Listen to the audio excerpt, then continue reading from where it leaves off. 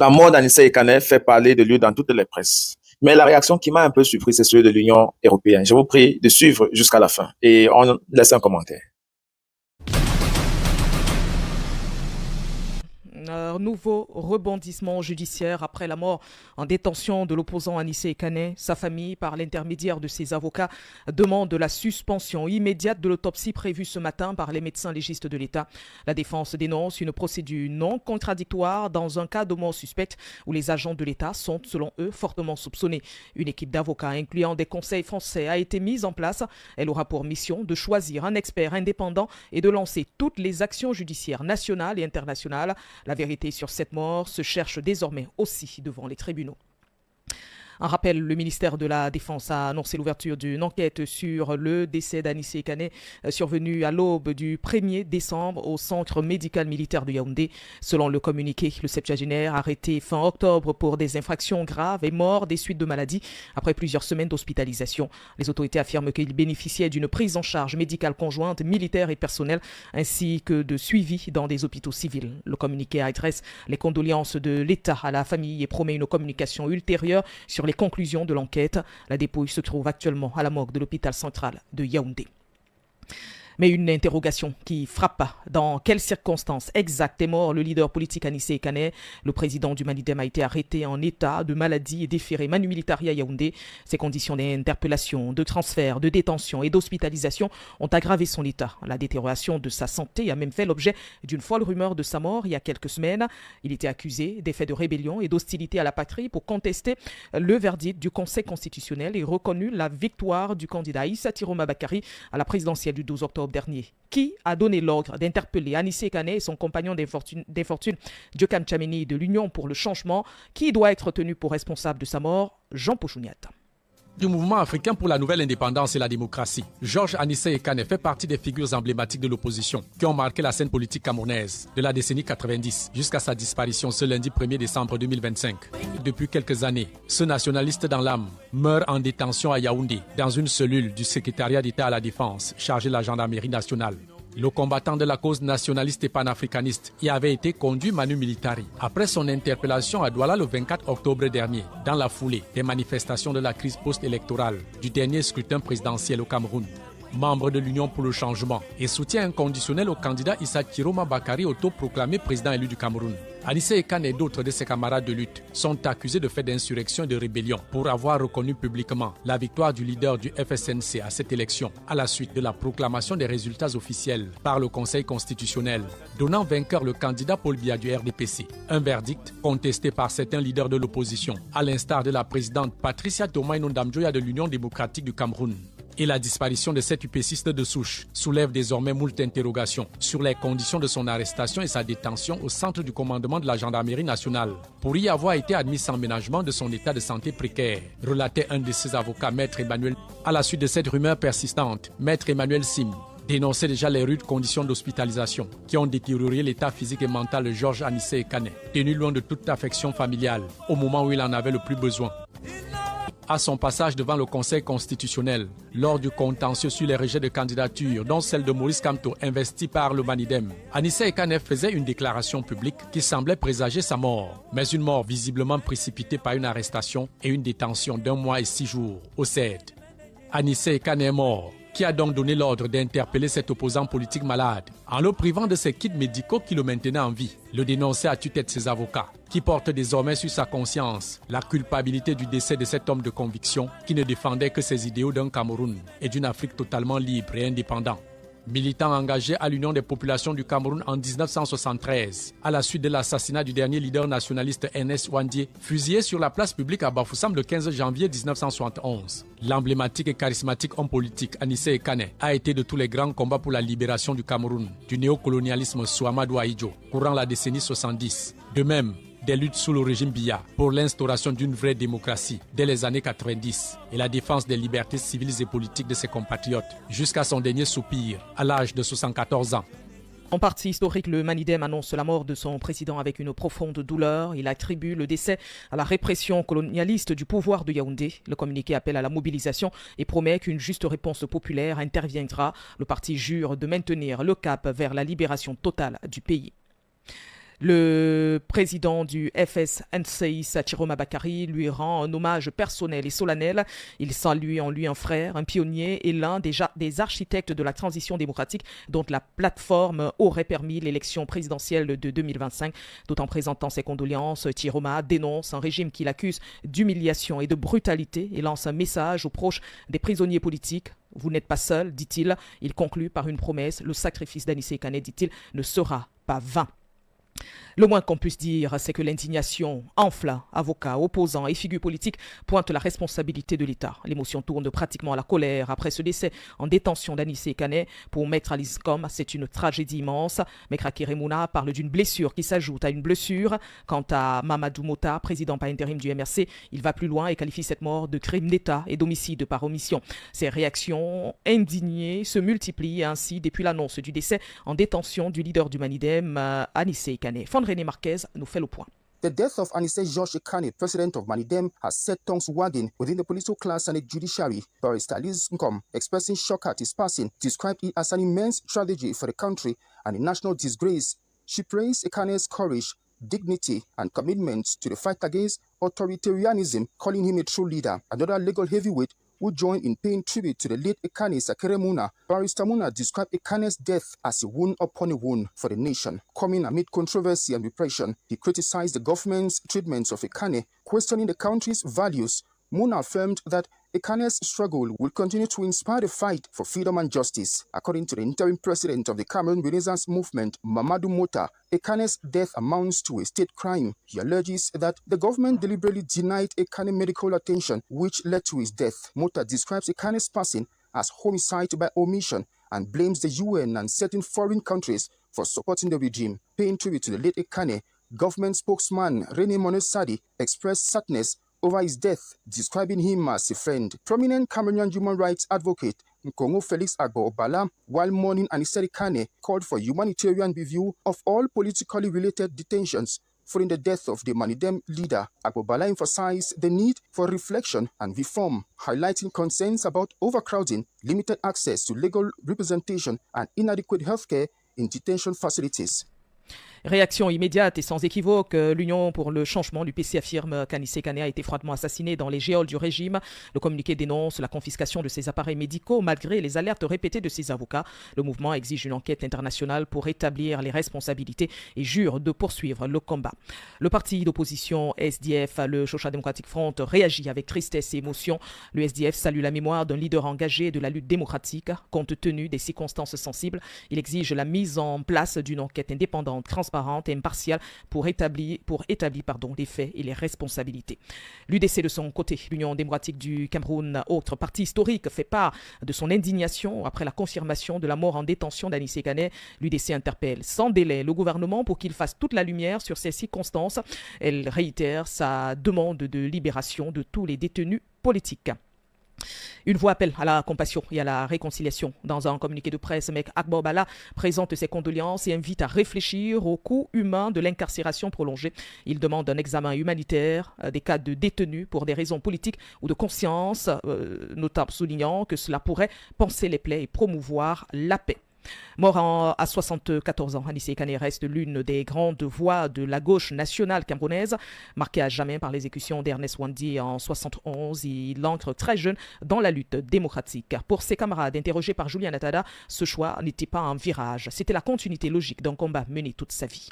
Spécialiste de la communication politique, fin stratège selon Harriet Ekwe, Anissé Kane était de ceux qui savaient lire le pouvoir et en détecter les failles. Anissé avait toujours l'art de dénicher un point faible du pouvoir, que ce soit d'Aïdjo ou de Biya, pour dire que nous pouvons les frapper à tel niveau. C'était ça, l'intelligence politique d'Anissé Kane. Et il a d'ailleurs prouvé en choisissant comme candidat Issa Chiroma. Et toute l'UPC, toutes les factions de l'UPC ont suivi Anissé dans cette opération. Après la mort du leader nationaliste Oumniobé, l'UPC plonge dans près d'une décennie de léthargie. Mais comme le rappelle son compagnon de lutte, Albert Moutoudou, Anissé Kane fait partie des artisans de sa reconstruction. Avec d'autres militants, il participe à la refondation du mouvement, rebâti sous le nom de Manifeste national pour la restauration de la démocratie, devenu aujourd'hui Manidem UPC. C'est notre génération, celle de Kane et moi qui a reconstruit l'UPC. Parce qu'au moment où nous y sommes arrivés, l'UPC était au plus bas, avec les difficultés que vous connaissez, la lutte qui s'est éteinte avec la mort de Ernest Ouandié, etc., etc. Donc nous avons fait ce chemin pendant une vingtaine d'années, jusqu'à ce que, ici, à l'intérieur du pays, il y ait d'abord le départ de Ahidjo et la succession de Biya, et dans le cadre de cette succession, la demande de la fin du parti unique. Et Kane a été un des pionniers de cette lutte dehors pour la revendication du multipartisme. Grand soldat des villes mortes des années 90, Anissé Kane affronte les heures les plus sombres de la contestation. Menaces d'assassinat, arrestations, détentions arbitraires, rien ne brise sa détermination. Au plus fort de la répression, il est arrêté et placé à l'ancien CNR à Douala. Il avait réussi à percer un trou dans le mur de sa cellule pour communiquer avec sa camarade détenue. Une scène qui dit tout son courage, son refus de se taire. Il a senti que j'allais aux toilettes. Il a fait un trou et il me parlait à travers le trou. J'étais un peu effrayé. Je dis, mais j'entends des voix. Il dit, non, c'est moi qui te parle. N'aie pas peur, c'est moi. Je dis, ah bon. Alors il me dit, j'ai fait un interrogatoire. Évidemment, on l'avait sérieusement cogné. Il lui dit, voilà ce qu'on demande. Voilà ce qu'ils vont te demander dans la suite de ton audition. Donc, on a fait ensemble ce qu'on devait faire pour passer, pour que si je reviens le lendemain, que je sache quoi dire, en sachant déjà ce que lui, il a dit. Ça, c'était Anissé. Aujourd'hui, Anissé Kane n'est plus, mais ses idées, ses combats et l'espoir qu'il incarnait continuent de résonner. Pour ceux qui l'ont connu, son héritage reste intact. Non, Anissé aurait voulu. Nous sommes des révolutionnaires et on est des résistants. On a tué tous les UPCistes, mais à chaque fois, d'autres ont repris le flambeau. Donc ce n'est pas parce que tu coupes une tête que l'idée meurt. Donc on va continuer la lutte avec Issa Chirouma. Elle l'a connu, vous l'avez écouté, dans la lutte, dans l'espoir, dans les défaites et les victoires. Aujourd'hui, Henriette Tekoué, journaliste et figure politique, affirme que le procès improvisé de vendredi dernier, imposé à Anissé Kane et à ses compagnons, a été le déclencheur de sa mort. Dans ce témoignage exclusif, elle revient sur ce moment qui, selon elle, a scellé le destin du militant. Elle s'exprime au micro de Loïc Teguia. Alors elle me raconte cette histoire. Elle me dit que vendredi après-midi, 3 gendarmes sont entrés dans sa chambre et lui ont dit, habillez-vous, on va au tribunal militaire. Il dit, comment? Je vais au tribunal militaire, comment? Est-ce que mon avocat est prévenu? On lui dit, habille-toi seulement. Anissé s'habille. Heureusement, sa femme est venue lui rendre visite. Et il dit à sa femme, va vite prévenir l'avocat.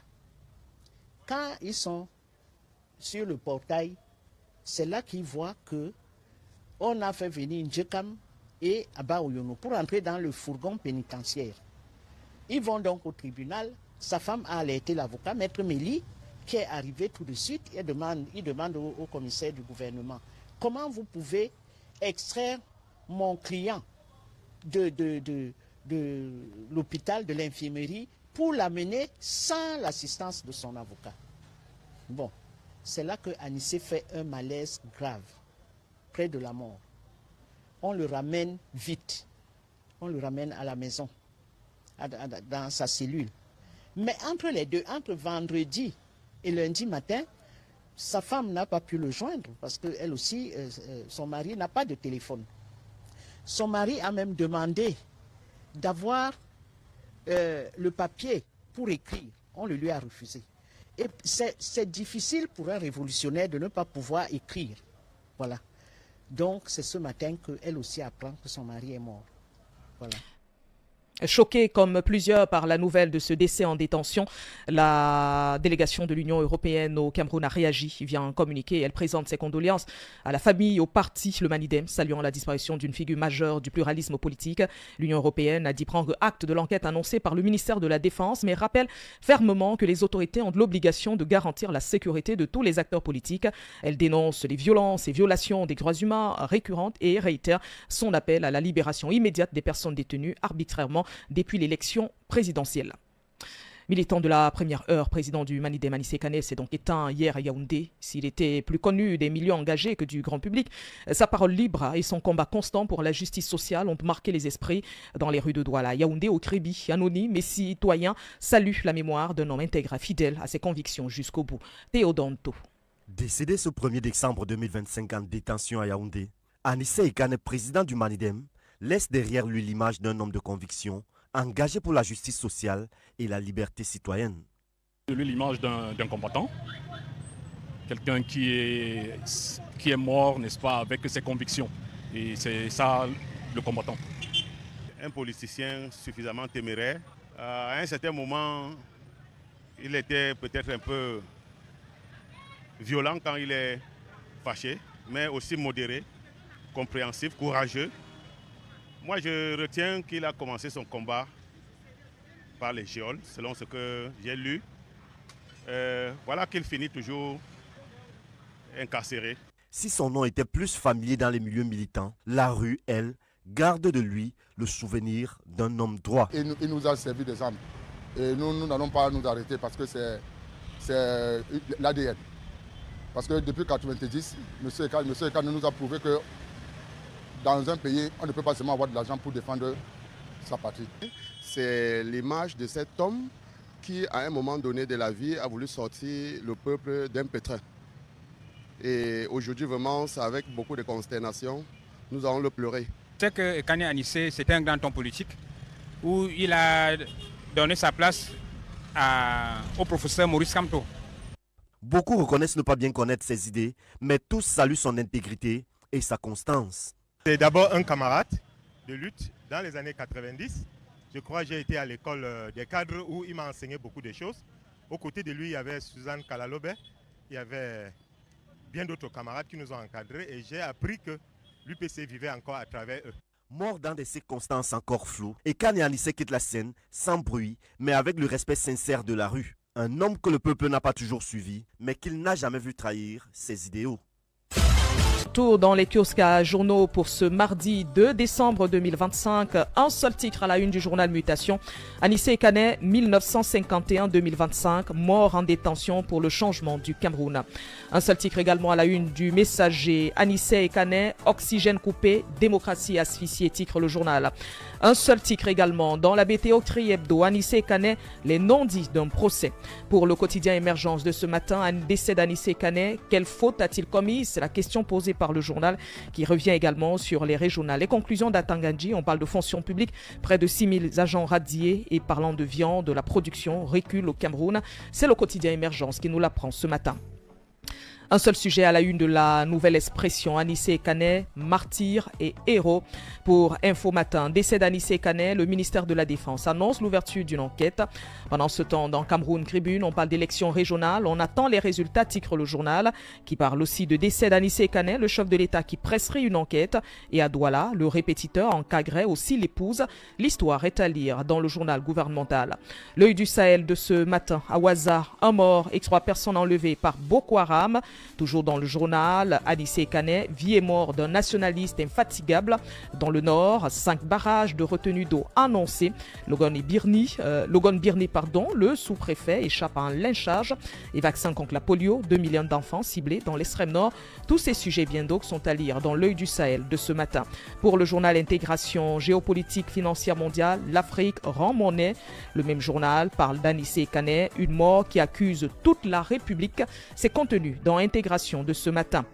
Ne manquez pas le journal Économie et Fiscalité. Le Cameroun introduit une taxe sur des produits polluants dès 2026. Pour le journal Le Quotidien Le Jour, un seul titre, Anissé Kane, ils l'ont tué, titre bien sûr Le Jour. Et terminons par Paysans Élite, septennat de grandes espérances, combattre les pénuries. Le même journal parle aussi d'autres sujets, notamment renforcer les ressources en agriculture. Et bien d'autres sujets, la paysanne élite de cette semaine, c'est Madame Jackie Vanessa Tchemeni, épouse Vondos Samson, une entrepreneure dans l'âme. Son portrait est graissé dans Paysans Élite de cette semaine. Alors, ces organismes des Nations Unies, l'Union européenne et bien d'autres n'ont de cesse à me surprendre. On fait une élection, il y a les fraudes qui émaillent le processus électoral, on arrête les leaders politiques de l'opposition, met en prison, Tout cela sur les yeux de la communauté internationale. Et elle vient par la suite dire qu'elle attend les résultats des enquêtes. De qui se moque-t-on? Pendant ce temps, il n'y a que le peuple à qui je me tourne. Je dis toujours, chaque peuple mérite ses leaders. Lorsque la peur cesse d'être un signe d'alerte, mais un acte un acte décisionnel, ça devient un frein pour l'épanouissement de chaque être humain. Surtout ceux qui veulent voir les enfants grandir. Parce qu'une chose est sûre, ils seront des premières victimes de ces léthargies que nous, les adultes, nous cautionnons par notre silence et l'inaction. Ça ne doit pas te plaire, mais je me dois de te dire la vérité et pour que tu affranchis cette peur qui habite en toi. À très bientôt.